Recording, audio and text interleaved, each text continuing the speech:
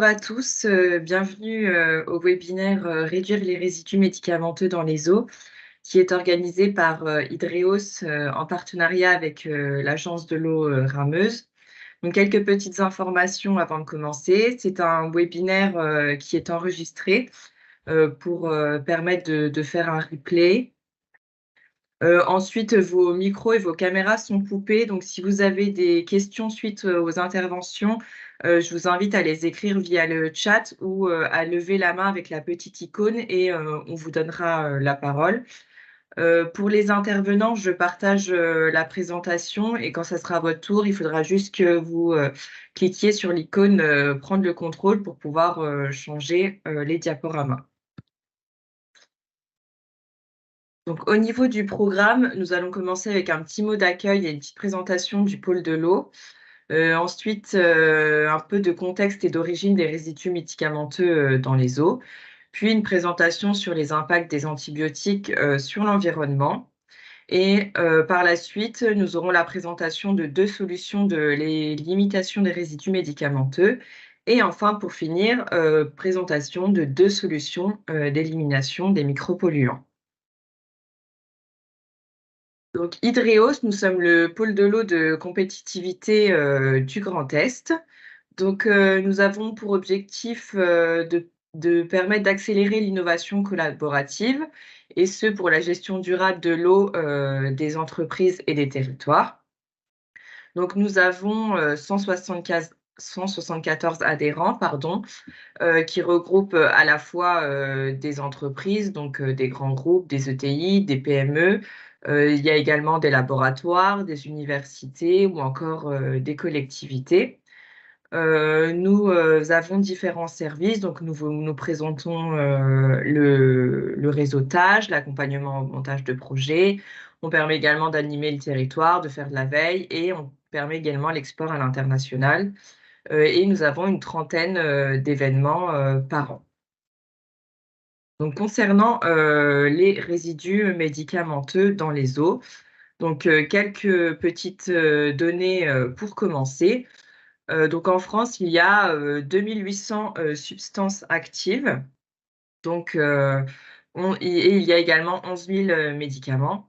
Donc il faut savoir que les Français consomment en moyenne 48 boîtes de médicaments par an et que la moitié de ces médicaments sont à prescription obligatoire et que les autres peuvent être achetés librement. Donc au niveau des médicaments les plus consommés, le plus consommé est le paracétamol. Ensuite, il y a quelques autres médicaments, notamment l'ibuprofène ou encore la vitamine D ou des médicaments antibiotiques ou encore antispasmodiques.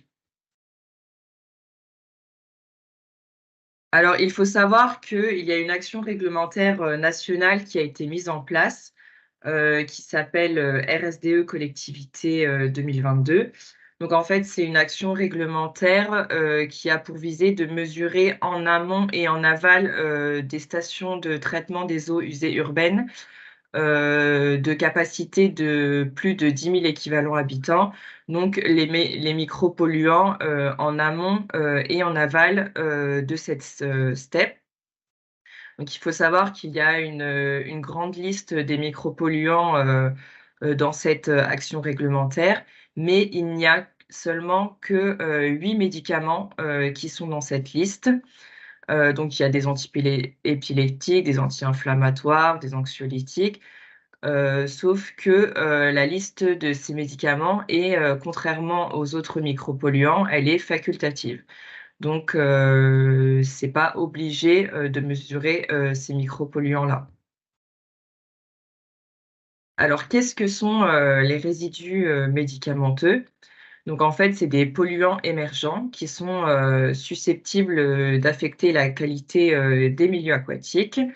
Donc pourquoi ce sont des micropolluants? Parce qu'en fait, ils sont en concentration, très faible dans le milieu aquatique, mais c'est pas parce que la concentration est très faible qu'il n'y a pas, des conséquences sur l'environnement. Il a été mis en évidence, des altérations, des populations aquatiques et il y aurait notamment des effets, sur l'homme. Donc, suivant les eaux, les concentrations de ces résidus médicamenteux sont différentes. Donc, comment est-ce que ces résidus médicamenteux se retrouvent dans les eaux? Donc, ils ont différentes origines. Donc, la part la plus importante, c'est les rejets domestiques. Contrairement à ce qu'on pourrait penser, ce n'est pas les rejets hospitaliers dans lesquels se trouve la plus grande part des résidus médicamenteux, mais bien dans les rejets domestiques.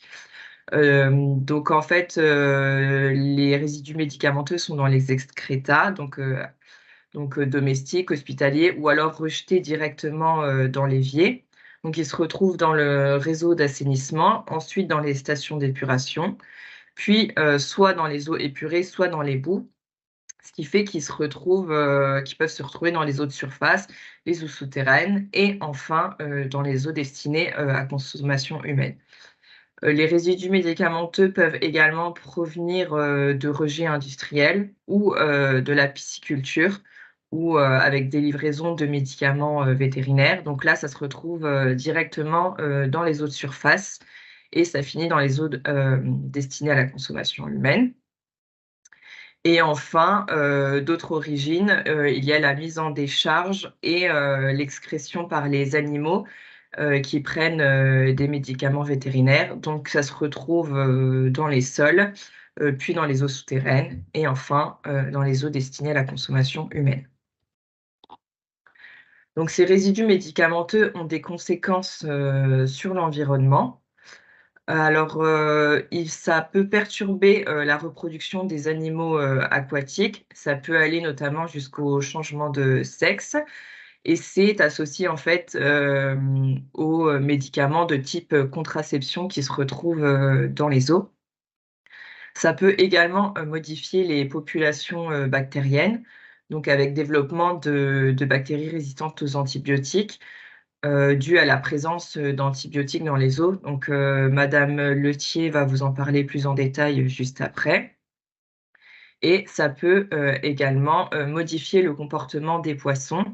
Alors, il y a un exemple, c'est que des perches auraient été rendues plus agressives à cause de la présence d'un antidépresseur dans l'eau. Donc, voilà. Alors, je vérifie juste que Madame Letier est là pour faire sa présentation. Je Oui, suis. alors voilà, Vous m'entendez? parfait. Je voyais pas. Eh ben, je vous laisse la parole pour l'impact des antibiotiques sur l'environnement. Merci. Ok, merci beaucoup. Du coup, je prends le contrôle, c'est ça, pour Oui, vous pouvoir pouvez passer prendre le le diapo. contrôle, oui. Ok, merci beaucoup.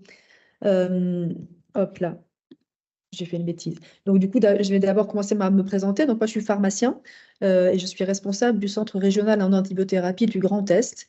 Et je vais vous présenter très rapidement nos actions avant de vous parler de la problématique des antibiotiques dans l'eau. Si j'arrive voilà, à avancer les diapositives. Oh, pardon. Et donc, en fait, on est une structure régionale financée par l'Agence régionale de santé et basée sur le CHRU de Nancy. Et je travaille moi-même à Strasbourg, aux hôpitaux universitaires de Strasbourg. On est une équipe composée de pharmaciens, donc je suis pharmacien, d'infectiologues, donc des médecins qui sont spécialisés en maladies infectieuses, et de médecins généralistes aussi, puisque 80% des prescriptions antibiotiques sont faites en ville. Donc, c'est une problématique qui concerne surtout la ville. Et donc, c'est important pour nous aussi de travailler avec les médecins généralistes, mais aussi avec le grand public, les patients et les citoyens qui reçoivent et qui prennent des antibiotiques pour se soigner, pour uniquement les prendre quand c'est utile. Et donc voilà, notre équipe, très rapidement, elle est composée et dispersée sur le territoire entre Nancy et Strasbourg principalement. Nos actions, c'est principalement de porter des actions nationales au niveau de la région Grand Est. Et donc, on travaille avec des outils. On actualise notamment un outil qui s'appelle Antibiomalin, qui est vraiment destiné au grand public pour parler antibiorésistance et bon usage des antibiotiques aux patients et au grand public. Donc, c'est un site internet qui existe depuis 2019, qui a été créé en Grand Est, repris par le ministère de la Santé. Et c'est nous, Antibio-Est, Centre régional d'antibiothérapie du Grand Est, qui l'actualisons et qui apportons des données régulières dans cet outil qui est accessible à tous et qui répond à des questions sur qu'est-ce qu'un antibiotique, comment le prendre, à quel moment il faut le prendre, quand est-ce qu'il faut le prendre sur une imperfection bactérienne, qu'est-ce qu'un virus, qu'est-ce qu'une bactérie. Il y a également des outils que l'on utilise beaucoup et avec lesquels on travaille, c'est les outils e-bug qui permettent de parler aux enfants, mais à tous les âges, notamment dans les écoles, les collèges, les lycées, sur qu'est-ce que c'est un antibiotique, qu'est-ce que c'est une bactérie, qu'est-ce que c'est un virus, comment se protéger des virus et des bactéries, comment limiter la dispersion des infections. Donc, il y a ces outils sur lesquels on travaille pour pouvoir porter des messages vers les citoyens et le grand public. On travaille également avec les étudiants en santé et on relaye les outils nationaux, les campagnes nationales, notamment de Santé publique France, de l'assurance maladie également avec lesquelles on travaille pour promouvoir tous les outils nationaux. Et on a également des actions dans la région Grand Est, des actions de formation, on organise des journées.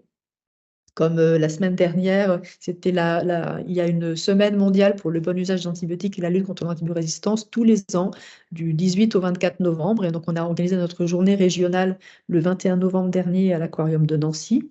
On participe à des journées également en Alsace, en Lorraine et en Champagne-Ardenne également. Donc, on organise des journées pour former les professionnels de santé sur la problématique de l'antibiorésistance et du bon usage d'antibiotiques. On a un site internet qu'on a entièrement revu, puisque je ne sais pas si vous connaissiez déjà l'association Antibioest et Antibiolore auparavant, mais en fait, le Centre régional d'antibiothérapie a pris le relais des travaux de l'association Antibioest qui existe depuis 2018. Et suite à un décret qui fait en sorte qu'il y ait maintenant des centres régionaux d'antibiothérapie, des CRATB, dans chacune des 17 régions françaises. Et donc, le CRATB est tout neuf, il a été créé en janvier 2023, mais on s'appuie sur les actions et sur un réseau d'acteurs bien antérieur, puisque Antibiolore existait depuis 2003 et Antibioest depuis 2018. Donc, on a entièrement revu notre site pour qu'il corresponde maintenant au cahier des charges et au décret des CRATB. Et donc, il est disponible, notre site. On a une newsletter qu'on publie régulièrement tous les mois sur les différentes thématiques qui concernent l'antibiorésistance. Et donc, on organise ces journées. On est également impliqué depuis 2021 dans un méta-réseau, donc c'est un réseau de réseaux qui s'intéresse à l'antibiorésistance avec une approche une seule santé. Et ce méta-réseau, il a vu le jour en 2021, il est porté par une microbiologiste, Marie-Cécile Ploix, qui est basée à Limoges, et il regroupe des intervenants du monde de la santé humaine, mais également du monde de la santé animale, des vétérinaires, et également des chercheurs qui travaillent dans l'environnement, et notamment des chercheurs qui travaillent dans l'eau. On travaille notamment avec le GREI, qui est basé à Lyon, et avec lequel nous avons participé à une journée qui a eu lieu il y a 15 jours à Lyon, organisée par le GREI, qui est donc le pôle eau et territoire à Lyon, et qui a organisé une journée sur les risques liés à l'antibiorésistance dans l'eau, avec des acteurs de l'eau et des acteurs de la santé. Donc ça, c'était la semaine dernière, il y a 15 jours. Donc, on est impliqué dans cette thématique avec une approche une seule santé, puisque vous allez le voir, en fait, la problématique de l'antibiorésistance, elle nous touche tous et elle touche tous les domaines, santé humaine, santé animale et santé environnementale également. On avait également organisé un colloque l'année dernière au ministère de la Santé sur les problématiques du marché des antibiotiques, puisque le marché des antibiotiques a également un impact sur l'environnement. On va le voir tout à l'heure dans les diapositives suivantes. Donc ça, c'était un petit peu pour nous présenter. Et je vais vous présenter maintenant très rapidement le contexte. Alors, le contexte de l'antibiorésistance, c'est un problème de santé publique majeur, avec une problématique à être identifiée au niveau national, mais également européen et mondial, puisque vous le voyez ici, vous voyez peut-être pas très bien, mais en fait, les bactéries s'adaptent aux antibiotiques depuis des millions d'années. Les antibiotiques au départ sont des substances naturelles produites par des micro-organismes pour se défendre vis-à-vis d'autres micro-organismes. Et la pénicilline a été découverte dans les années 40. Et en fait, la pénicilline est une substance produite par le champignon Penicillium pour se protéger vis-à-vis de bactéries. Donc, les antibiotiques existent déjà dans la nature de manière naturelle depuis des millions d'années et les bactéries savent y résister et savent se protéger contre les antibiotiques. Depuis qu'elles sont utilisées en médecine humaine, depuis pas si longtemps, en fait, depuis les débuts du siècle dernier, les bactéries, pardon, ont continué à se protéger et à se défendre contre les antibiotiques avec des mécanismes de résistance qui leur permettent soit de détruire l'antibiotique avec des enzymes qui leur permettent de détruire, par exemple, les bactéries peuvent produire des pénicillinases pour détruire les pénicillines, des carbapénémases pour détruire les carbapénèmes, ou alors avoir des mécanismes d'efflux pour que l'antibiotique soit rejeté en dehors de la bactérie. Et donc, vous voyez ici très rapidement qu'en fait, depuis les années 60, à chaque fois qu'on produit un antibiotique, donc les premiers antibiotiques étaient des molécules naturelles, puis elles ont été synthétisées, commercialisées et développées par l'industrie pharmaceutique. Oui, je pourrais répondre aux questions. Il y a un réseau qui s'appelle Ascomat, c'est ça? D'accord. Bah, écoutez, on pourra faire le lien. Je pourrais répondre aux questions tout à l'heure et on pourra se mettre en contact les uns avec les autres. Je pense que c'est très intéressant, effectivement. Donc, en fait, les bactéries s'adaptent aux antibiotiques et au fur et à mesure que de nouveaux antibiotiques, de nouvelles classes d'antibiotiques ont été commercialisées, les bactéries se sont adaptées et ont développé des mécanismes de résistance. Et à chaque fois qu'une nouvelle classe d'antibiotiques émerge, est développée et utilisée, les bactéries très rapidement développent des mécanismes de résistance. Et si on ne fait rien pour limiter l'usage des antibiotiques, le risque, c'est un risque d'impasse thérapeutique. On va se retrouver face à des bactéries qui résistent à toutes les molécules antibiotiques que l'on va pouvoir utiliser chez l'homme. Donc, c'est vraiment important d'utiliser le moins possible et le mieux possible les antibiotiques pour pouvoir conserver des molécules actives. Hop, pourquoi je n'arrive plus à avancer? Voilà. Donc ici, c'est les données européennes. Et vous le voyez que depuis les premiers plans, le premier plan national antibiotique date de 2002. Et puis, il y en a eu ensuite différents. Il y a eu des évolutions. La consommation antibiotique a baissé dans les années 2006-2007, notamment suite au premier plan antibiotique de manière très importante en ville. Mais progressivement, les habitudes reviennent et les consommations reviennent. Et vous le voyez, par contre, la France fait partie, avec les pays d'Europe du Sud, des plus gros prescripteurs et consommateurs d'antibiotiques. Et nous sommes toujours, malgré les différents plans antibiotiques, aujourd'hui, enfin c'était ici les données 2019, les données 2020, en quatrième rang des consommateurs d'antibiotiques en Europe. Et sachant qu'en Europe du Nord, les patients reçoivent moins d'antibiotiques, mais ne meurent pas plus. Il y a également des travaux sur le sujet. Donc, on peut utiliser moins d'antibiotiques et rester en bonne santé. Les conséquences de l'antibiorésistance, eh bien, c'est le risque d'impasse thérapeutique. Quand une bactérie résiste à la majorité des antibiotiques dont on dispose, on se retrouve avec une bactérie chez un patient qui est responsable d'une infection qu'on ne va pas pouvoir traiter. Et le risque, c'est de se retrouver dans l'impasse thérapeutique de plus en plus fréquemment. Ça arrive encore assez peu, mais ça arrive quand même de plus en plus souvent en réanimation chez des patients fragilisés.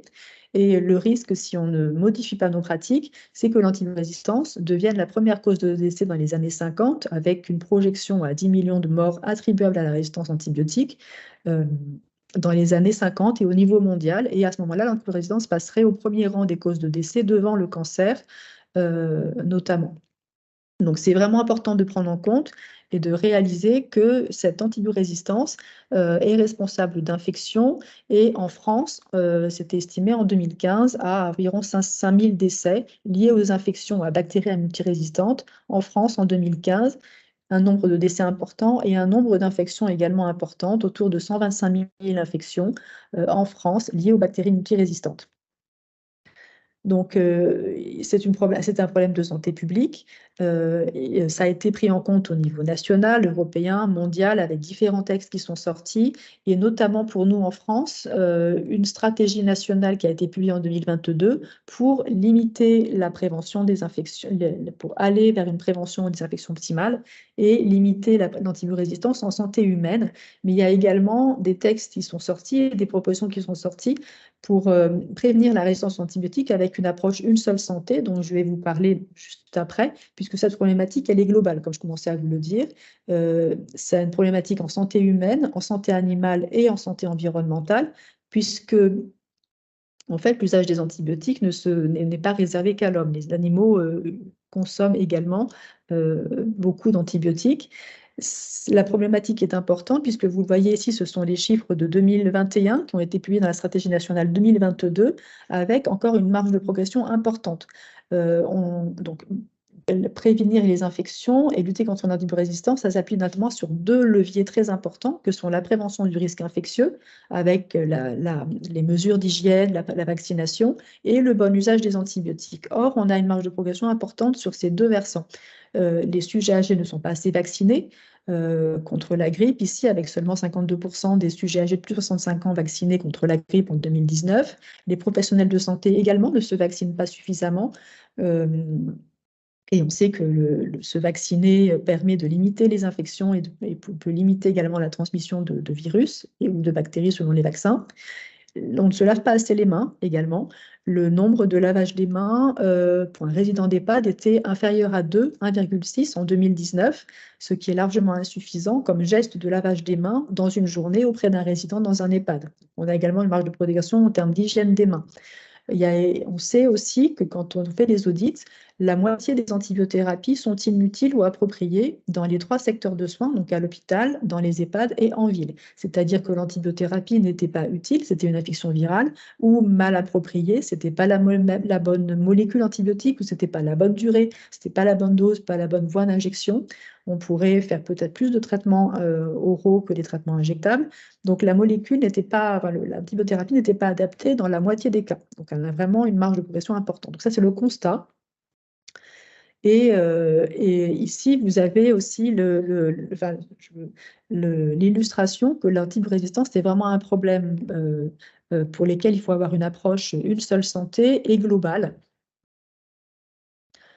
Quels sont les enjeux de l'épandage? Je n'ai pas vu la question, mais ici, vous avez retracé un petit peu le circuit de l'usage des antibiotiques et l'impact et ce que l'on va retrouver dans l'environnement. En fait, les antibiotiques sont utilisés chez l'homme, à l'hôpital, mais également en ville, et vont se retrouver avec les excrétas, les urines, les fesses dans l'environnement, dans les effluents hospitaliers, dans les effluents urbains également.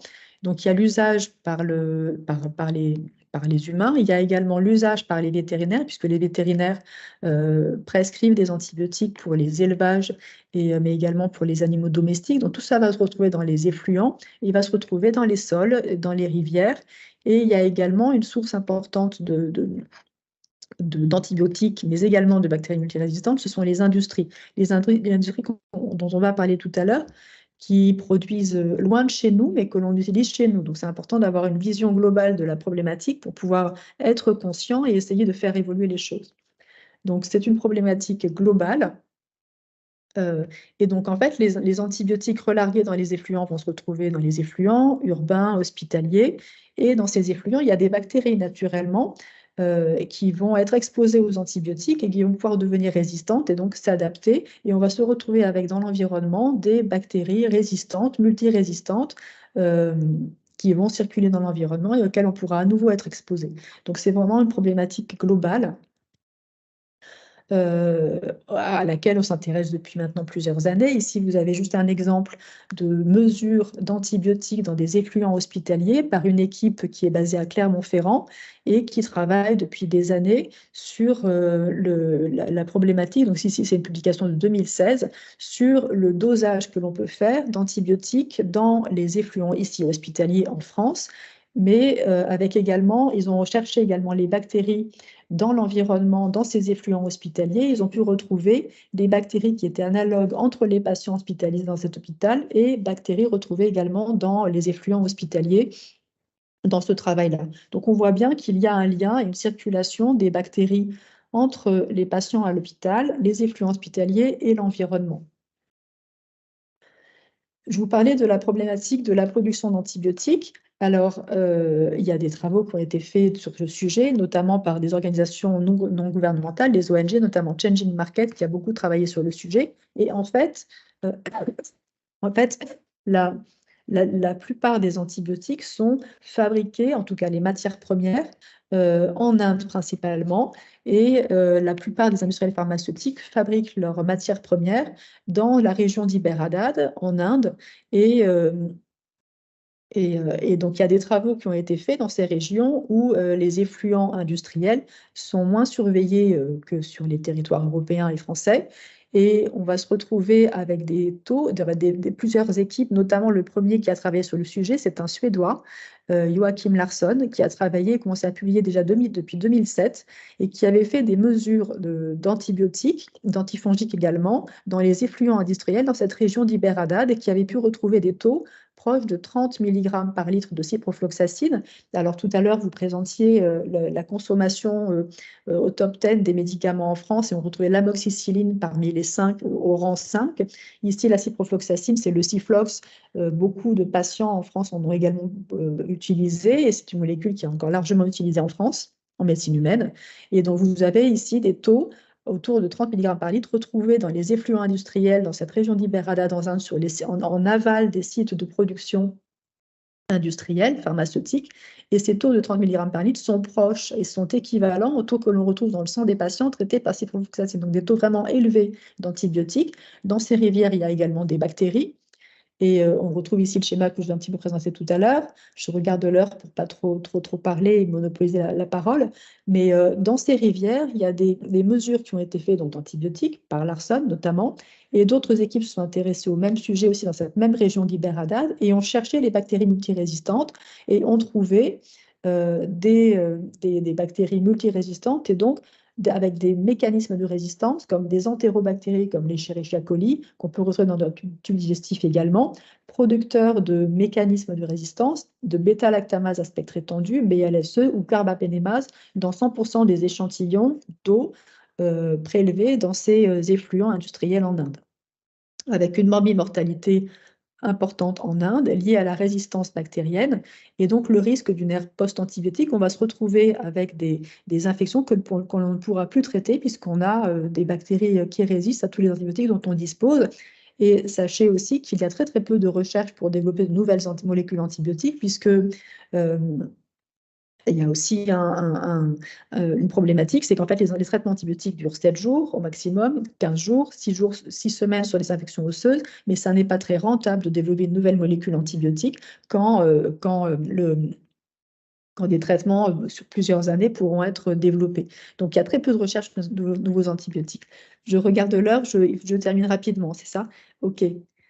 Donc très rapidement, donc je vous disais, il y a une organisation qui s'intéresse à la traçabilité des antibiotiques en France et sur le fait que, en fait, vous voyez ici sur ce schéma très rapidement que les matières premières antibiotiques sont produites en Inde, mais c'est les mêmes molécules qu'on va retrouver conditionnées sur les territoires européens et qu'on va retrouver sur nos étagères. Donc ce qui se passe en Inde nous concerne aussi puisque c'est ces molécules-là que l'on consomme et que l'on utilise sur notre territoire français.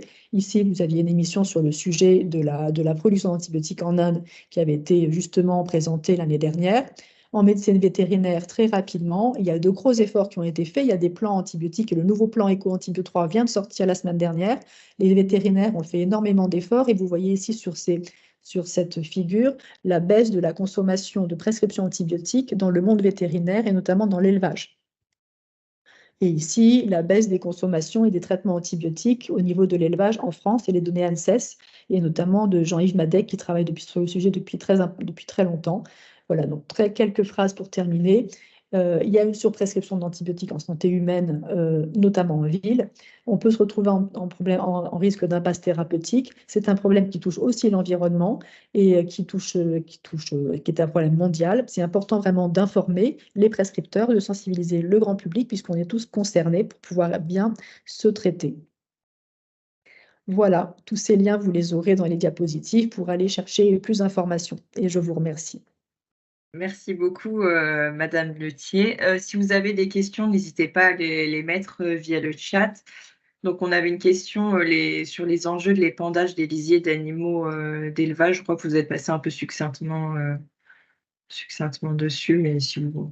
Oui, mais c'est une problématique. Alors, je ne suis pas peut-être la meilleure placée pour vous répondre. J'étais la semaine dernière à un colloque organisé par le GRES sur le risque lié à l'eau et l'antibiorésistance. Et il y a des chercheurs qui ont pu mesurer des taux d'antibiotiques dans les eaux, dans les sols, et avec forcément dans les épandages des quantités importantes d'antibiotiques et des bactéries aussi présentes et résistantes aux antibiotiques auxquelles elles sont exposées.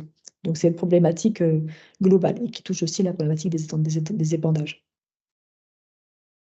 D'accord, merci beaucoup. On va passer du coup à la présentation suivante de Merci Patrick à vous. Bastien. de Patrick Bastien, qui est une solution de limitation des résidus médicamenteux, donc du coup, l'éco-prescription. Donc également, je vous invite à cliquer en haut sur, je crois que ça s'appelle prendre le contrôle ou contrôler pour pouvoir changer les diapos vous-même. Alors, contrôler, ça peut. Excusez-moi. Oui, oui, c'est ça. Si je fais ça, ça change? Non? J'appuie. Oui, c'est bon. C'est bon? D'accord. Voilà. Bon, écoutez, bonjour à tous et à toutes. Donc, je vais vous dire d'où je parle. Donc, je suis médecin généraliste en Lorraine depuis 40 ans et j'ai également une qualification en épidémiologie santé publique. À l'époque, ça s'appelait santé publique, hygiène et médecine préventive. Donc, j'ai les deux casquettes qui sont cohérentes à ma tête. Et c'est aussi pour ça qu'il y a une vingtaine d'années, avec des confrères qui ont à peu près le même parcours que moi, on a créé une association qui s'appelait l'ASOX, Association pour l'optimisation de la qualité des soins. Et ce que je vais vous présenter, le travail que je vous présente maintenant, c'est un des travaux, ça fait un des travaux qui est une partie qui a été faite par ASOX en une vingtaine d'années. Et donc ça s'appelle éco-prescription.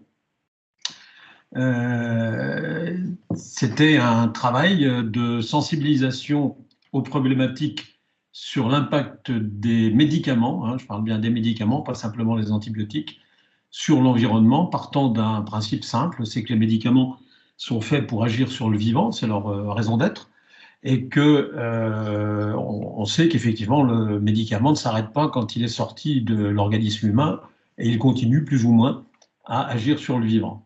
Ce que je retiens aussi de Madame Lyoté, qui vient de faire son exposé, c'est que elle parlait des antibiotiques, mais que les médicaments, en règle générale, sont prescrits en ville par des professionnels, médecins, pharmaciens, vétérinaires, et que, en particulier pour les médecins, les réflexions qui avaient été faites sur les médicaments dans l'eau n'incluaient jamais les médecins. C'est-à-dire, paradoxalement, on se posait la question sur la problématique réelle posée par les médicaments dans l'eau, sans interroger ou réfléchir avec ceux qui avaient le stylo et qui prescrivaient. Et donc, c'est ce qu'on a voulu un petit peu bousculer en mesurant les modifications de comportement après notre action. Alors, je vais donc avancer. Je suis en train de chercher où on fait avancer, peut-être comme ça. Vous avez des petits... Ça marche, c'est merveilleux. Voilà, donc l'intervention que je fais, ça s'appelle se soigner sans polluer. Pourquoi se soigner? Parce que je vous ai parlé des prescripteurs, mais il y a également les individus, le citoyen qui peut se soigner, qui peut avoir un accès au traitement. Et nettoyer sans détruire, puisque vous allez le voir dans le cours de ma présentation, l'antibiorésistance n'est pas simplement liée à la confrontation entre des bactéries et des antibiotiques, mais en particulier certains biocides, je vais y revenir. Donc effectivement, dans notre métier, c'est effectivement à chaque question que l'acteur qui va utiliser un médicament, donc les antibiotiques en particulier, qu'il soit médecin, vétérinaire ou simple citoyen, face à une question qui est relative, je dirais, au maintien de la santé ou au retour à une bonne santé, c'est de se dire primum non nocere, c'est-à-dire premièrement ne pas nuire. Le bénéfice-risque pour l'individu doit être scrupuleusement pesé. C'est ce que les patients nous demandent et ils nous le demandent explicitement ou implicitement. Donc à chaque fois qu'on fait un geste thérapeutique, l'idée c'est de se dire quel est le bénéfice-risque pour ce patient-là. Je rappelle que Hippocrate, il y a 2000-2500 ans, avait mis dans ses textes qu'il refusait de pratiquer l'opération de la taille, c'est-à-dire des calculs dans la vessie, parce qu'il constatait qu'il y avait beaucoup de dégâts et que les gens en mouraient. Donc quand il y a le risque qui n'est pas bon pour le patient, il faut s'abstenir. Alors on est parti sur voilà, se soigner sans polluer, c'était effectivement faire un état des lieux et informer les prescripteurs et les publics sur la problématique des médicaments dans l'eau pour éventuellement en atténuer l'effet potentiel, sachant qu'on n'a pas réellement pu, à ce jour d'aujourd'hui, montrer que tel ou tel médicament avait des conséquences directes sur la santé humaine. Mais la présomption est assez forte. Il n'y a pas que les médicaments directs, il y a tout un tas d'autres éléments sur les antibiotiques, mais on pourrait parler, j'en parlerai très vite, de tous les effets sur les perturbateurs endocriniens qui ne sont pas liés qu'aux médicaments, mais les médicaments en font partie. Donc on a fait un état des lieux en amont, en aval. Donc c'est une étude prospective, c'est-à-dire on s'est posé une question et on a mis les moyens pour répondre à la question.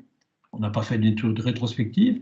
On a fait une étude comparative, c'était une comparative, c'est-à-dire mesure de l'impact sur le lieu d'action qui était les bassins versants de la Moselle et de la Moselotte, donc dans les Hauts-de-Vosges, versus une autre zone en Haute-Saône, où là on n'a rien fait, mais les deux zones étaient comparables en tant que praticien, en tant que population et en tant que habitat rural ou semi-urbain.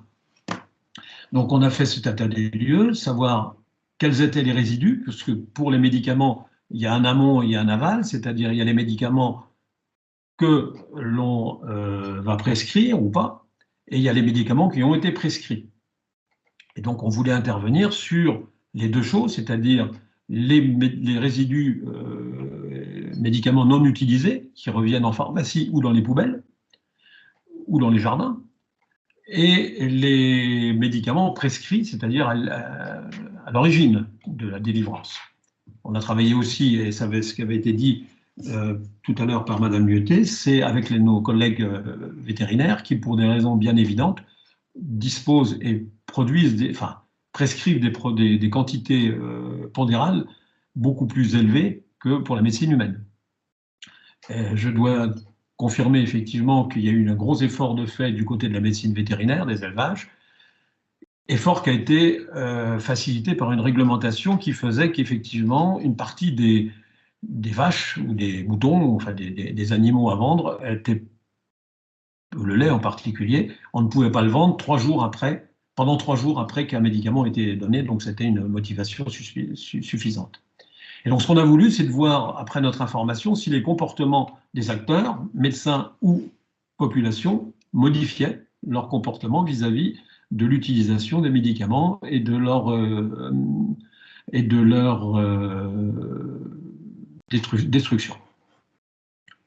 Et l'idée finale, c'était aussi de proposer des solutions, parce que c'est bien beau de faire un constat, il faut aussi effectivement réfléchir à des solutions réalistes. On est parti d'un travail qui avait été fait en Suède dans début des années 2013-2016, qui était des médecins du comté de Stockholm, la santé publique du côté de Stockholm, se sont attachés à la création et à la publication d'un dictionnaire montrant l'impact environnemental des médicaments, c'est-à-dire la persistance du médicament dans l'environnement une fois qu'il a été mis dans l'environnement, soit d'une façon parce qu'il a été jeté, ou soit parce qu'il a été excrété par les patients. Donc la persistance, cet index regarde combien de temps ce médicament persiste. La bioaccumulation, quelle est sa tendance à s'accumuler dans la chaîne alimentaire, dans la chaîne des micro-organismes, et la toxicité sur les micro-organismes ou sur les plantes et les micro-organismes de l'environnement. Donc voilà, donc c'est PBT, c'était cet index qui allait de 0, c'est rarement 0, mais ça pouvait, de 0 à 3, ce qui veut dire que l'index pouvait se balader entre 1 ou 2 jusqu'à 8. Donc l'idée que nous avions, c'était deux choses pour... Donc voilà, c'est ce que je remets. Le médicament environnement, persistance et capacité à résister à la dégradation dans l'environnement aquatique, bioaccumulation, l'accumulation et la toxicité directe. Les effets étant inconnus chez l'homme, puisqu'il y a un effet cocktail qui fait que c'est très difficile d'impacter un médicament directement sans tenir compte des mélanges dans l'eau des différentes molécules. Nous avions donc deux sources de diminution des médicaments, les patients, les utilisateurs et les prescripteurs. Les prescripteurs n'avaient pas connaissance non pas connaissance de l'index PBT, mais je vais vous montrer que pour les prescripteurs, en particulier les médecins généralistes, je ne parle pas des vétérinaires qui, eux, ont d'autres modes de connaissance de l'impact, pour les médecins généralistes, qui était directement notre position, on vous montre que pour des protecteurs gastriques, par exemple l'oméprazole ou le rabéprazole, qui ont une efficacité tolérance équivalente, on peut aller d'un index 1 à un index 5, c'est-à-dire de médicaments peu impactants d'un point de vue environnemental à des médicaments impactants. On a la même chose pour les anti-inflammatoires, entre l'ibuprofène et le diclofénac. Le diclofénac, c'est Voltaren, le prophénide, ou le kétoprophène, qui a un index à 4, et l'ibuprofène, qui a un index à 2. Les anti-allergiques, et nous avons choisi, pour démontrer ou pas que nous avions une possibilité de modifier le comportement de nos collègues, on a choisi les antihistaminiques, ces anti-allergiques classiques qu'on donne pour les polynoses ou pour les urticaires, ou voilà, des choses assez simples, et qui ont effectivement des index différents, qui ont des actions équivalentes, mais qui ont des index différents. Donc l'Aerius, c'est un exemple, la desloratadine, que vous avez dans d'autres marques, et l'Ebastatine, qui a un index à 8. Donc nous avons choisi, comme molécule test, de porter notre discours sur la desloratadine, l'Aerius, c'est-à-dire que nous allions faire des conférences auprès de nos collègues, et à l'issue de cette information sur l'impact environnemental des antibiotiques, nous suggérions à ceux-ci de choisir, s'ils avaient à le faire, plutôt la desloratadine que les autres antihistaminiques. Et l'idée, c'était de vérifier s'il y avait eu un impact ou pas dans notre action, en comparant la zone action, où il y a eu tout un travail d'information renouvelé au niveau des populations, au niveau des médecins, versus une autre zone, témoin, où il n'y avait pas eu d'impact, où il n'y avait pas eu d'information. Excusez-moi. Voilà, donc ça se passait avec une distribution d'affiches dans les cabinets médicaux, et chez les vétérinaires aussi, et chez les pharmaciens. Et donc, en disant deux grands thèmes, prescripteurs, essayez de choisir le médicament qui a le plus faible impact, et aux patients, rapportez vos médicaments chez votre pharmacien si vous ne les avez pas utilisés. On avait aussi, j'en parle pas dans mes diapos, on avait aussi organisé en même temps une mesure dans l'eau, c'est-à-dire dans les STEP, stations d'épuration, de médicaments pour voir où on en était dans notre zone, de médicaments et de produits chimiques. Et donc on a retrouvé ce qui se trouve partout ailleurs, c'est qu'à l'issue des STEP, à la sortie des STEP, il y a du paracétamol partout, et il n'y avait pas d'antibiotiques, tous les autres étaient au niveau du nanogramme et d'une façon très faible. Il y a un autre médicament qui est la vedette incontestable de toutes les STEP, c'est la carbamazépine, qui est un anti-épileptique qu'on retrouve partout. Mais pour notre action, nous voulions avoir des traitements que les praticiens pouvaient substituer sans faire prendre de risques aux patients, parce qu'il n'est pas question de faire prendre de risques aux patients si un médicament, y compris toxique au niveau environnemental, est utile. Simplement, il faut décider, quand on choisit, d'avoir le moins toxique possible. Donc ça, c'était les pharmacies qui ont distribué ces. On a fait une enquête aussi pour savoir dans les pharmacies pourquoi les gens rapportaient leurs médicaments. Donc on avait vu que les médicaments non utilisés, les MNU, 72% étaient des femmes, 55% des femmes au-dessus de 40 ans. Et les causes sont plus intéressantes. 74% parce que les produits sont périmés, c'est-à-dire qu'en gros, des médicaments ont été utilisés partiellement et une partie des médicaments s'est retrouvée dans la pharmacie, est devenue périmée, et les gens s'en sont débarrassés, mais ils n'auraient pas dû être prescrits.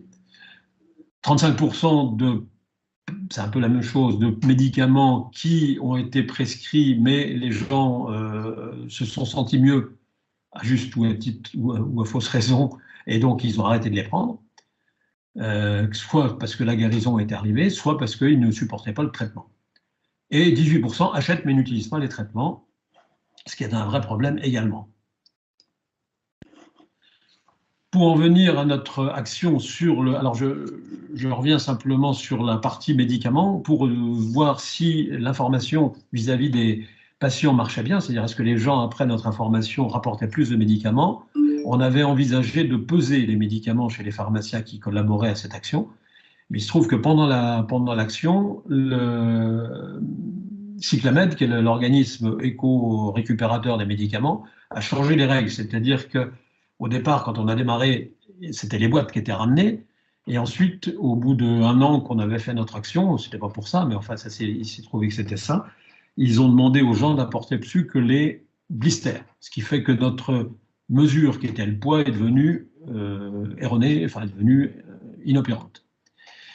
On a comparé, par contre, dans les 2 zones, la zone action et la zone observation, quelles étaient les habitudes des médecins. Et on a vu qu'effectivement, entre le début de notre action, vous voyez que les 2 zones, les 2 prescriptions, c'est-à-dire la prescription de desloratadine était la même dans la zone action.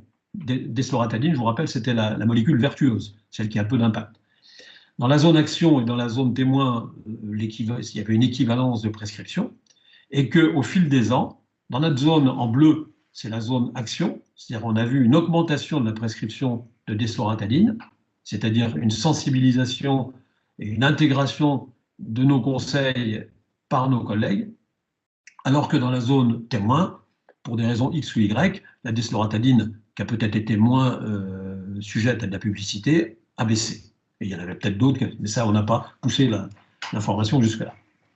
Donc, on peut montrer que sur des prescripteurs médecins, vétérinaires aussi, mais il n'y avait que peu de vétérinaires sur notre zone, une action concertée, appropriée par les médecins et validée par des informations solides, a pu modifier les comportements. Nos propositions sur ça, c'est promouvoir la récupération dans le circuit organisé des médicaments non utilisés dans le circuit par les pharmaciens. Cyclamed le fait déjà, mais je pense que les professionnels peuvent être un relais.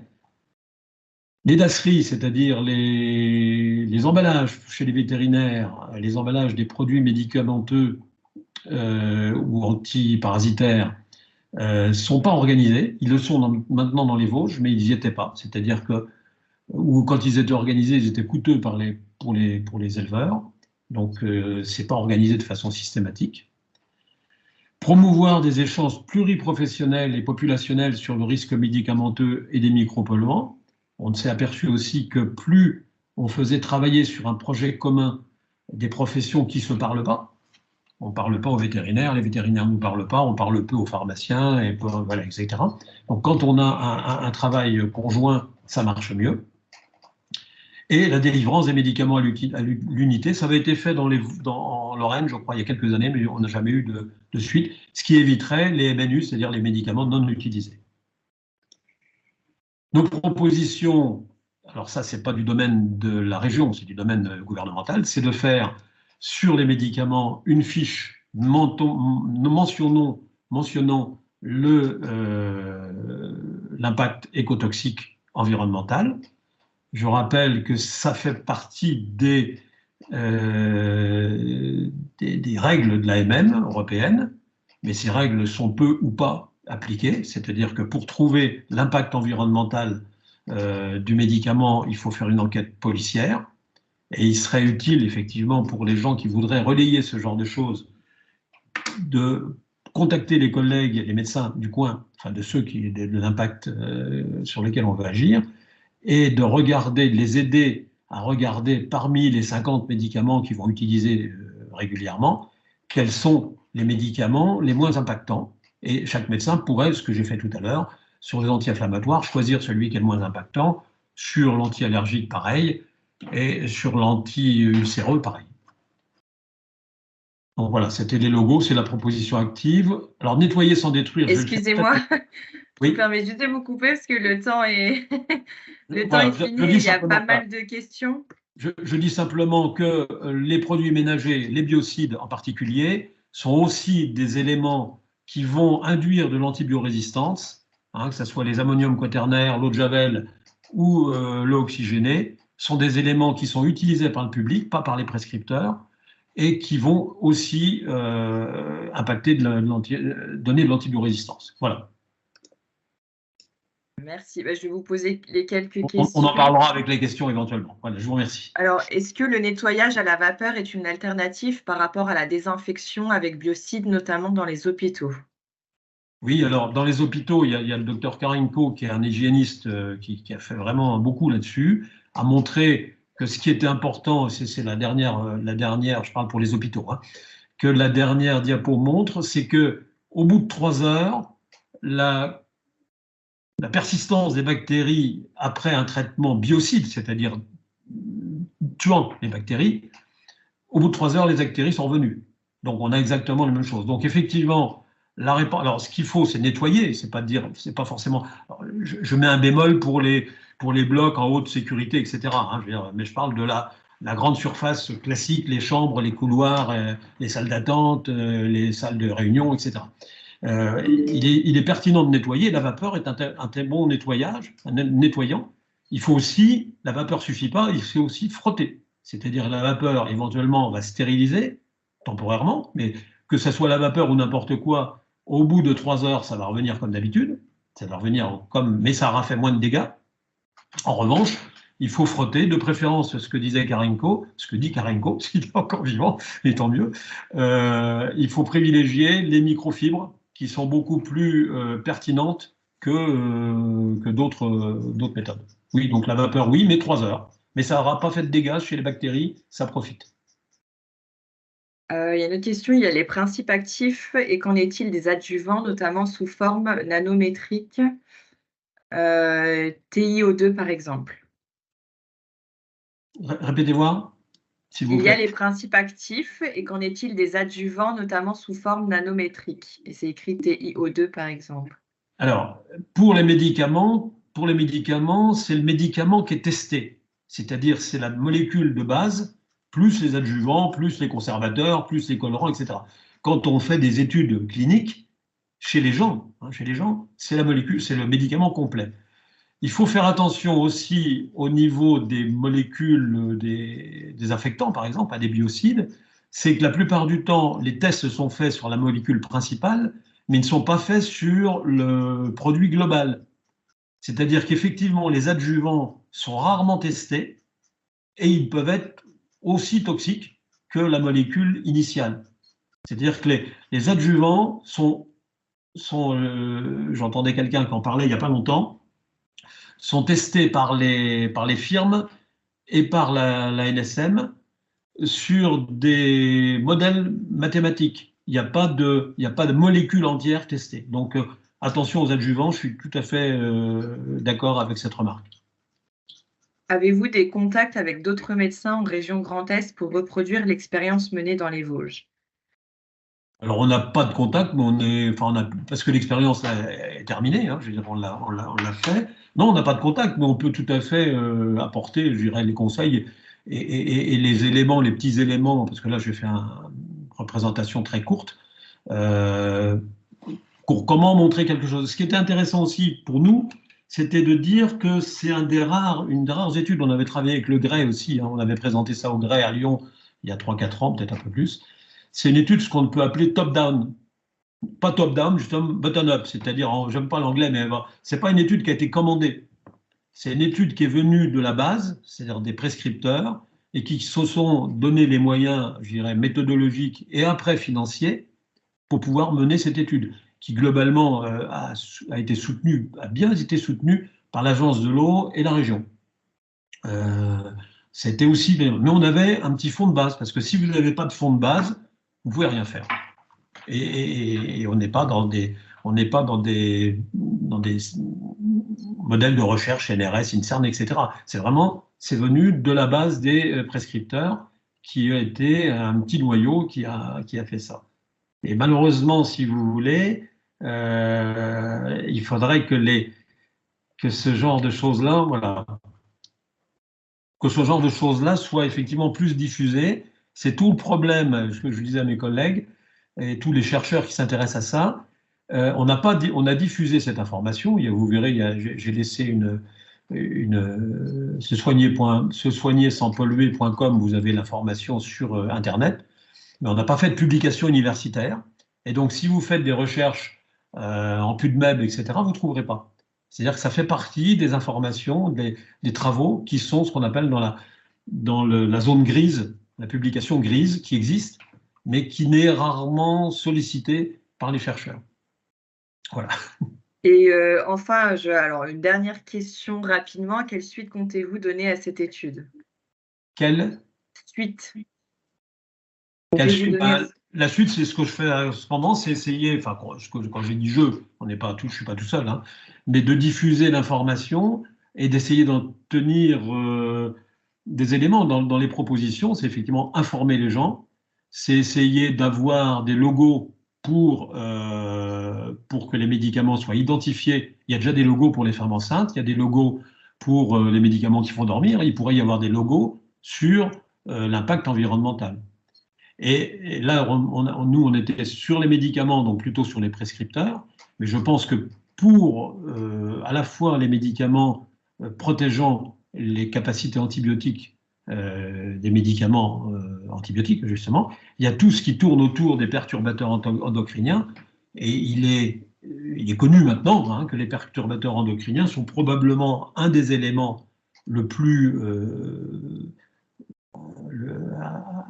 à pointer du doigt dans ce qu'on appelle les maladies de civilisation.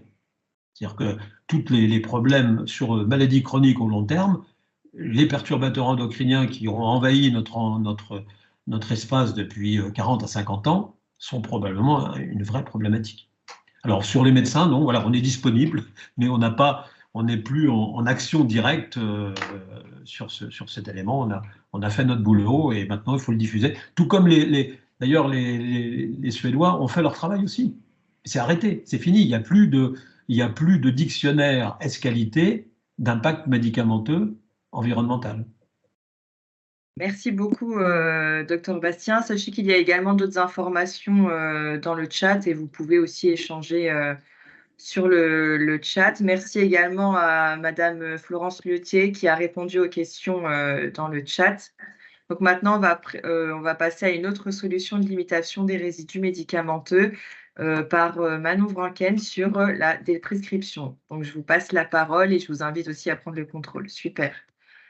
Bonjour à tous. Vous m'entendez correctement? Oui, c'est bon. Parfait. Donc merci pour l'organisation de ce webinaire hein, qui permet donc à l'OMEDIT, qui est l'Observatoire des médicaments, des dispositifs médicaux et de l'innovation thérapeutique, donc de présenter la démarche de déprescription médicamenteuse, mais aussi donc ses intérêts face à des problématiques qui sont tout à fait actuelles, ainsi que les travaux du coup que l'on mène en région Grand Est à ce sujet. Donc avant de commencer, donc je me présente, donc Manon Vranken, je suis docteur en pharmacie et donc j'exerce comme pharmacien à l'OMEDIT Grand Est. Alors, donc pour bien appréhender le sujet, je vous propose de commencer par quelques petits éléments de contexte. Donc, la prescription d'un médicament lors d'une consultation entre un médecin et le patient, donc c'est un acte médical qui se trouve en effet être bien connu hein, aujourd'hui. Qu'est-ce qu'on peut trouver alors derrière ce terme médicament, cet objet? Donc, il s'agit en fait d'un objet bien entendu technique, pharmaceutique, qui est tout à fait très complexe. Mais c'est aussi un objet social qui est vecteur donc, de multiples symboliques, de significations ou encore de représentations sociales si on se place d'un point de vue socio-anthropologique, un petit peu en décalage par rapport à nos exercices professionnels. Donc en effet, le médicament pourrait parfois permettre la reconnaissance d'un statut de malade, il est vecteur de l'image d'un effet thérapeutique, parfois même de la guérison et bien d'autres encore. Donc, tout un ensemble de représentations finalement graphiques gravitent tout autour de l'ordonnance, de la prescription du médicament. Finalement, que remarque-t-on aujourd'hui au sujet de la déprescription médicamenteuse? Donc, c'est une démarche qui est relativement peu connue, elle peut questionner. Son nom d'ailleurs, hein, lui-même questionne même déjà parfois. Nous l'avons vu, donc il existe déjà des idées reçues, des représentations sociales sur les médicaments, sur leurs usages, mais aussi des comportements hein, qui sont bien présents dans la vie quotidienne du professionnel, mais aussi du patient, qui font que cette démarche finalement peut être associée à la fois à des représentations positives et parfois même des réticences. Pour autant, la démarche de déprescription médicamenteuse, c'est une démarche donc, qui peut se révéler pertinente à certains moments donnés d'une prise en charge en médecine. Donc, par exemple, ça peut être lorsque la balance entre bénéfices-risques associés aux médicaments devient défavorable, en cas de survenue d'effets indésirables médicamenteux ou d'autres situations. Donc, ce sont finalement des points d'attention qui peuvent orienter au quotidien la réflexion à ce sujet. Mais alors, qu'est-ce qu'on va entendre derrière ce terme de déprescription? Donc, je peux déjà vous dire que la définition, finalement, n'est pas encore consensuelle aujourd'hui en France. On peut donc avoir différentes définitions, hein, dans la littérature. Donc, par exemple, on a le Réseau canadien pour la déprescription qui nous livre une définition. Donc, la déprescription, ce serait la réduction d'une dose ou la cessation d'un médicament qui n'a plus d'effet bénéfique ou qui risque de nuire au patient. Donc, c'est un processus planifié qui est supervisé par un professionnel de santé, un médecin. Et le but de la déprescription, c'est de maintenir ou d'améliorer la qualité de vie du patient. Donc sur cette diapo, ont été glissés aussi quelques éléments complémentaires qui permettent, à partir de ce vocable, de la définition proposée juste au-dessus, de pouvoir s'approprier la démarche. Donc c'est vrai qu'on retient que déprescrire, c'est une forme de prescription qui va avoir lieu donc dans la relation entre un médecin et le patient. Bien entendu, hein, d'autres professionnels comme les pharmaciens, les infirmiers peuvent être accompagnateurs de cette démarche et guider la réflexion ou sa mise en place. L'action va correspondre à réduire une posologie ou à arrêter de prescrire un médicament, donc par un processus qui est vraiment dédié. Donc il existe par exemple déjà des stratégies d'arrêt, des schémas de réduction de dose pour certaines classes thérapeutiques, donc par exemple avec des paliers de doses progressivement décroissantes. En tout cas, donc comme la prescription d'un médicament, voilà, la démarche n'est pas figée dans le temps. Donc c'est un argument finalement qui peut aider parfois à s'approprier, pas à pas à un processus, tel que celui-ci qui est tout à fait nouveau. Il est également intéressant donc de noter que c'est une démarche qui peut tout à fait s'associer à, un certain positivisme. Alors donc, j'en arrive, à quels sont les enjeux qui sont associés à une telle démarche? Donc en premier lieu, il va exister, des enjeux donc à une échelle vraiment individuelle, à l'échelle de l'usager, du patient. Donc la déprescription va pouvoir prendre tout son sens dans certaines, situations, pour préserver donc, ses conditions de vie. Par exemple, donc en cas de iatrogénie médicamenteuse, donc qui va correspondre à la survenue, des fins désirables en lien avec le médicament ou alors, par exemple, en cas de polymédication qui pourrait devenir inadaptée, chez une personne. Ensuite, il y a d'autres enjeux, donc qui sont des enjeux à une échelle, plus globale, donc en matière de santé publique, par exemple, ou encore pour la collectivité. On en parle de plus en plus et c'est aussi l'objet de ce webinaire. Donc l'ensemble du cycle de vie du médicament a un impact finalement, à une échelle environnementale. Donc la déprescription, c'est une démarche qui va s'inscrire particulièrement, dans la partie consommation du médicament in fine. Donc comme nous l'avons vu, c'est un processus qui va permettre de réduire la posologie ou arrêter un médicament si la démarche est bien entendu appropriée à la situation, à la prise en charge du patient. Et finalement, elle va avoir donc, un impact positif pour l'environnement puisque en déployant des actions en faveur de cet acte, on peut tout à fait, imaginer, avoir, moins de rejets de médicaments donc, inadaptés dans l'environnement. Alors je terminerai cette présentation, avec les travaux donc qui sont menés dans notre, région, en Grand Est à ce sujet.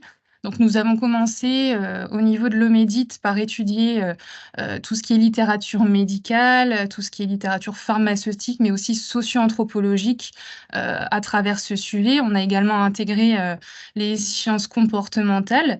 Bien entendu, on mène toujours des travaux de revue de littérature, tout au long, de ce, parcours. On mobilise, dans le cadre de nos réflexions, un groupe de réflexion, donc qui est composé de médecins, de pharmaciens, d'un représentant d'usagers, mais aussi d'infirmiers, de représentants en sciences humaines et sociales. Et puis, on a aussi un groupe de travail un peu plus restreint, pour discuter donc vraiment, des actions à mettre en place à ce sujet.